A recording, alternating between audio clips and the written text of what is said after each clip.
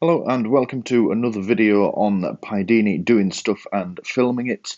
This evening we're going to be taking a look around some of my shooting gear.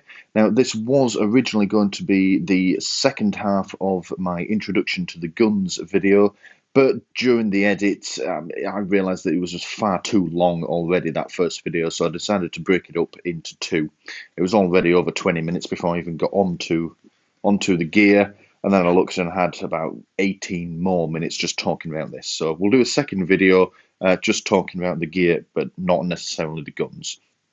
Now, I'll admit you don't actually need most of this to go on a shooting day. In theory, if you're using something like this, just a normal spring gun, or a springer as they're called, all you really need is the gun and a tin of pellets. That being said, I would call some of this essential stuff. I'd say some of it, yeah, is essential to, say, a shooting day, and some of it is just essential to being a keen airgun shooter, and some of it I have just because I like it. But I would recommend pretty much everything that you see here. You don't have to get it all at once, but I've built this up over a number of years. So we'll start off at this end. Here we have two gun bags, one for the rifle, one for the pistol. These are quite handy. They make it so much easier to carry your guns around, especially if you have more than one like I do. And that's, got a handle on there. They help protect it from knocks and, from if you drop it, and also from getting scratched and beaten up in transport. They also have the added effect of disguising the gun when you're outdoors with it.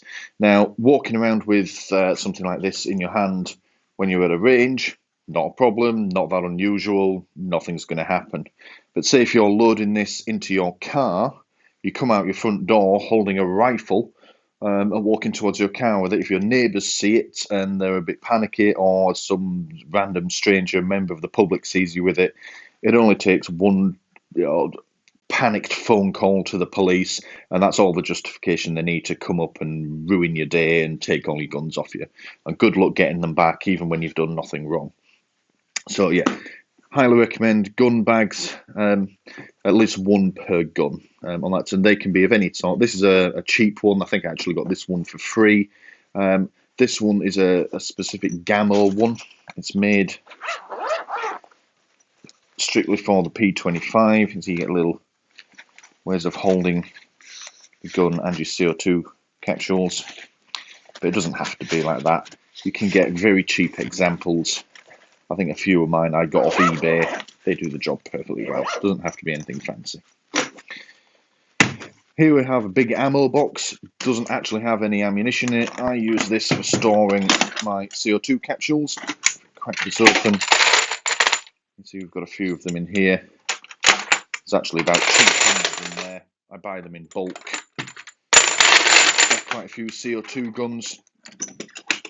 I'd say not necessary for a shooting day, but it is recommended.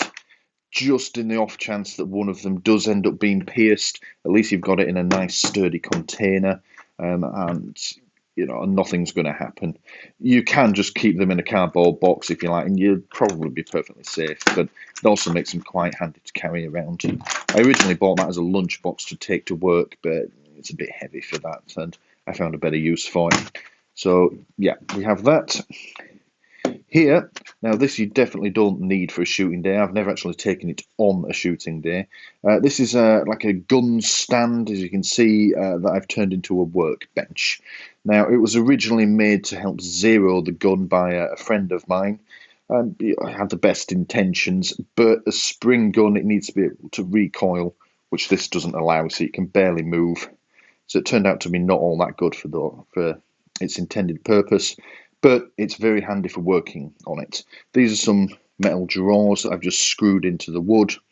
As you can see in here, if I move this out of the way briefly, I keep all my bits in here. I've got various tools in here, different types. Got various cleaning cloths and a few spare parts as well. Spare scope mounts. That's a pot of grease left over from one of my Welsh Woolly tuning kits. So, and I keep all the essential bits together. That's a chronograph, come on to that in a minute. A ball scope as well. If you have a look at some of my other videos, I've got one where I fed it into this silencer and another, so you can have a look inside. Silicon gun oil, always handy to have. And I have a few other things like little torches that are handy if you just need a bit of extra light. That's just some cheap camo tape that I bought off wish.com that I haven't actually used for anything other than wrapping around the chronograph for no real reason. And I've kept all my instruction books and manuals together in here as well. So it's quite handy to have. You've got these little pockets. You keep all your little bits and pieces, your screws together. It gives you a nice stable platform to work on if you're working on the gun. On there. Bit of kit in here. Chronograph. If you're doing any sort of tuning to your gun that's going to result in an increase in power, it's important to have one of these. According to the law and the authorities that enforce that law, you are absolutely responsible for the power of your gun. If it goes over, ignorance is not a defence. If you go over the legal power limit on that, so if you're doing any sort of work, you need to shoot it through the chronograph and work out the power on it. And if it does go over, you need to take some pretty swift action on that. But yeah, this was a wish.com purchase. I think it was about 20 quid. Does the job perfectly fine. I turn it on. We've got an illuminated display, and I measured this up against, we did a comparison at the range once against a much more expensive chronograph. Perfectly accurate, nothing wrong with this. Kind of annoyed the guy who wanted the really expensive one. He wasn't too pleased that I was able to get something that does the job just as well. And it also has in the bottom, you'll see here, I don't think I've got the tripod with me, but your standard camera tripod can be screwed into the bottom there to put it on a stand, so it doesn't have to just sit on the desk. So yeah, chronograph, handy bit of kit. This is a set of Wayne scales. These are accurate to 0.01 of a gram on that, which is very handy if you're into extreme accuracy like bench rest shooting and you're going to be weighing your pellets. You're going to need something like this. I don't need to own it. I'm not that good of a shot, if I'm honest. The weight of my pellets really makes any difference to my performance. But I thought this was quite cool. You get a nice rubberized case on them. It's a nice bit of kit. Again, eBay, not expensive, perfectly good bit of kit. So that's pretty much everything we've got in here. Move around the corner. Here is my spotting scope. Now this wasn't eBay. This was actually a Aldi purchase. Or it might have been Lidl. Can't remember now. So, but anyway, it wasn't expensive. And it comes with all the bells and whistles. This is a 20 to 60 by 60 millimeter scope.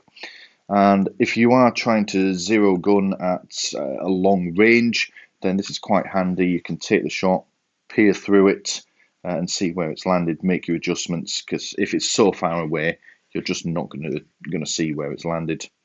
And yeah, it comes with everything you need. As you see, this cap on here covers the front lens, nice big high quality lens, and this bit here does pull out as well to act as a bit of shade. If the sun is low in the sky, this bit here helps you to adjust the magnification, and this cap screws off as well. Sorry, that's the magnification. That bit helps you to focus it. You twist this bit to adjust magnification, going from 20, turn it all the way around to 60, like that. Like I say, cheap, good bit of kit. So this isn't the tripod that it came with. I would show you the tripod it came with, but the camera is currently on it. But it actually came with a really good tripod. It's adjustable. I actually use it for my photography. I have my big expensive camera mounted to it. Well, not expensive. My big camera, my nice camera, certainly wasn't expensive. I got it for free. On that, so yeah. But This is another. This actually came with my ring light, which is also on the tripod that the camera's attached to. But because it's a universal fitting, I decided to just use it with the spotting scope instead. That does keep falling off, which is a little frustrating, but never mind. In fact, I'll quickly show you it attached to this. That's it, it's a universal. It's the standard screw-in fitting that you get on most digital cameras. You see that can screw in on there. So they're both quite useful. Put them out of the way for now. So moving around into the corner, Toolbox. This I do always take shooting with me. Around a little. It has all my essential gear in it.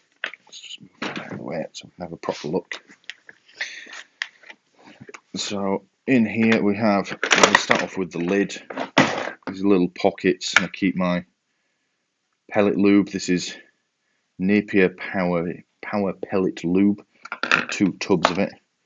One of them's a little old, seems to have discoloured. I'll probably have to bin that. As well as little tools, Allen keys. Wilco spectacle wipes, good for cleaning lenses, etc. Glassware like your scope. And of course I keep a small screwdriver in here as well, just in case I need to do any in-field repairs.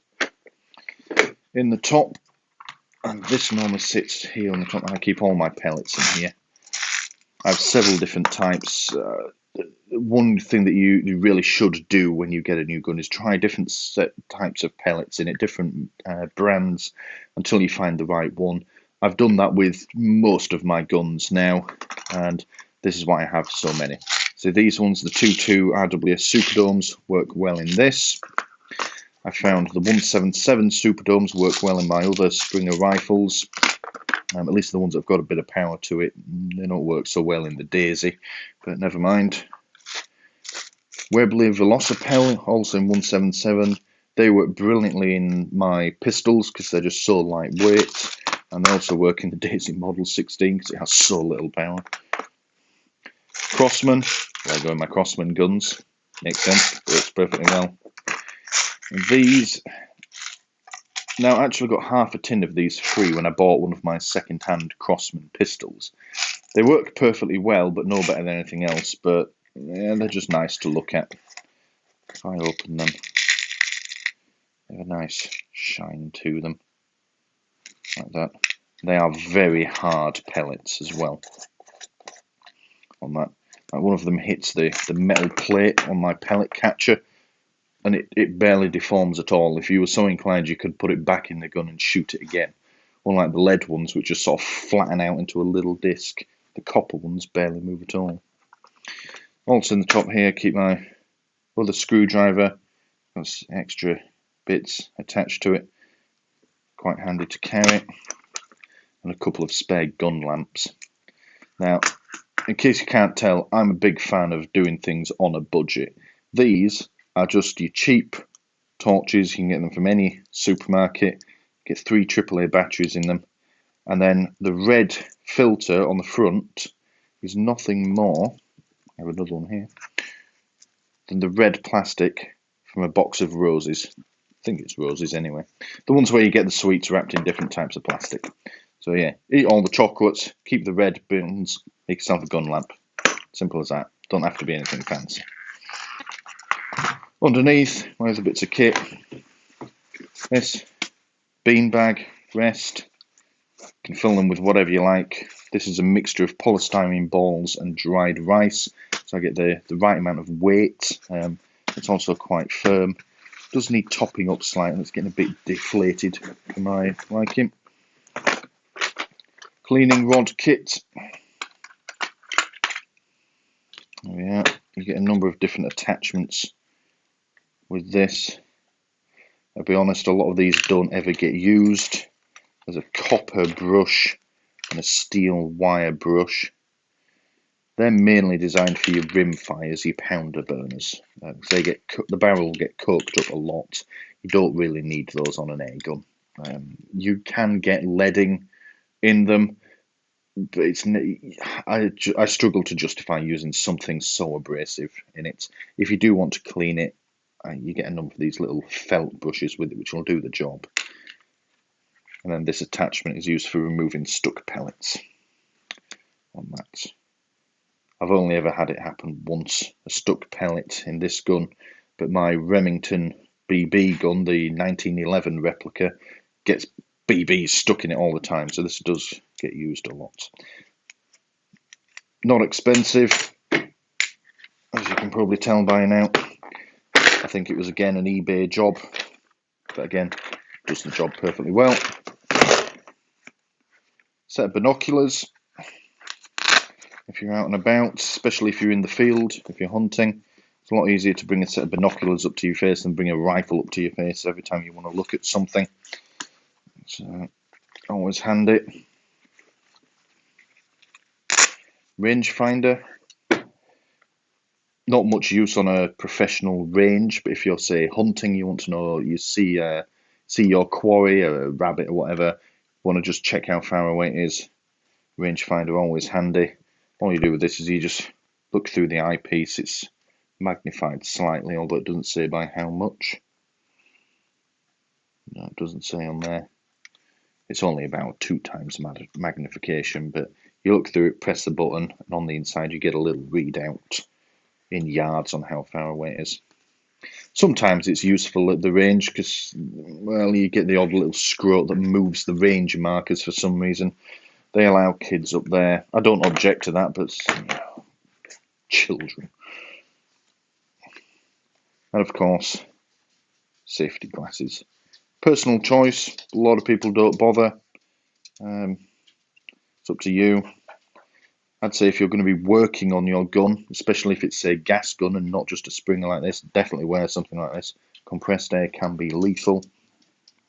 Or if you're somewhat unsure about the gun's condition, you think there might be something wrong with it, always just stick on the glasses. They're literally, you can get them for like £1 or £2, and they'll meet modern safety standards. And if you search on YouTube, there are videos of these sorts of cheap glasses stopping an air rifle pellet. So, you know, there's not really an excuse not to own them, even if you don't want to use them. They're always handy. I suppose if you're dealing with ricochets as well, if you're shooting steel ball bearings, they do ricochet, so definitely recommend that. That's about all that's in there. That's just the back half that goes with this. So it sits behind it, you can rest it in there. I've sort of emptied out some of the contents into this to top it up, because I never use it. And there.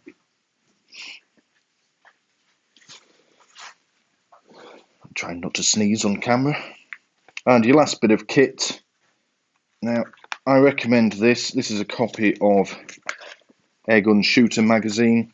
I recommend this because if you search for literally anything on the internet, you will find just a wealth of information, and everything contradicts everything else, and it's always full of opinions. If you ask a question, you'll get one serious answer and then 100 people telling you that you're wrong and you shouldn't be allowed to shoot. And if I'm honest, they can all piss off, really. No one has the right to tell you you can't do something just for a lack of knowledge.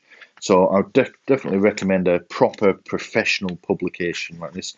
This is written by people who've been shooting for literally decades, and they really know their stuff, so you can rely on the advice that's in one of these.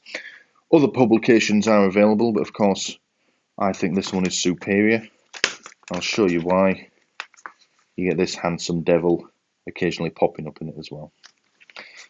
So that is the run through of the kit. Like I said, I've built this up over years. Not all of it is actually in shot. I've removed some of the copies and such like. You know, I didn't need to show you every single gun bag that I own.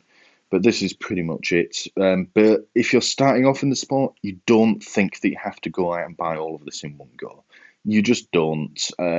Like I said, in theory, if you have a Springer, all you need is this and a tin of pellets to go shooting. So don't worry about getting it all in one go. But this is the sort of kit that I recommend you start looking at getting over time on that. And don't think you need to take all of this with you shooting. I mean, this thing has never left the house. The toolbox always goes with me, but that's quite handy. But yeah, the chronograph I only ever use in the garden. Doesn't need to come to the range with me. The spotting scope's gone with me a couple of times, but generally not. So yeah. So I hope this has been informative and that you've enjoyed it. I'll leave a link in the description for part 1, which was the introduction to the guns. Like I said in that one, I'm going to do more detailed reviews of each gun. We'll look at each one can have its own full-length video rather than trying to do them all in one quick introduction. And I will probably do the same with some of the more complicated bits of kit on here as well. I'll look at them individually and you can see exactly how they work. But for now, all that's left to say is thank you for watching.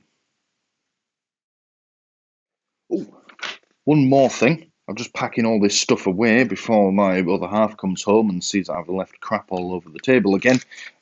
This is also quite an essential bit of kit. Notepad, pen and paper. Probably one of the most useful things you can get for, well, any application in the world, really. But on here I've been recording chronograph readings. I was doing some work on my Webley service revolver. Well, I was writing a review for it. But yeah, if you're doing any sort of work on it, it's handy to just make notes. Even if you draw yourself a little diagram of where screws go as you're taking stuff apart, or record your readings, or just note stuff down that you learn along the way. So yeah, pen and paper. Never underestimate the power of it.